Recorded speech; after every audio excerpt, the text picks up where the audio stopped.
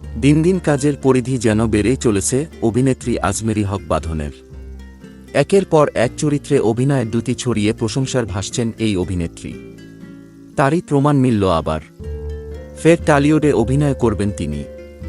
প্রসেনজিৎ বিশ্বাসের anthology film fair and আগুলির একটি গল্পে অভিনয়ের জন্য প্রস্তাব পেয়েছেন বাঁধন। ভারতীয় গণমাধ্যমের সূত্রে জানা গেছে, বাঁধন কাজটি করতে ইচ্ছুক। ইতোমধ্যে সেখানে যাওয়ার প্রস্তুতিও নিচ্ছেন তিনি।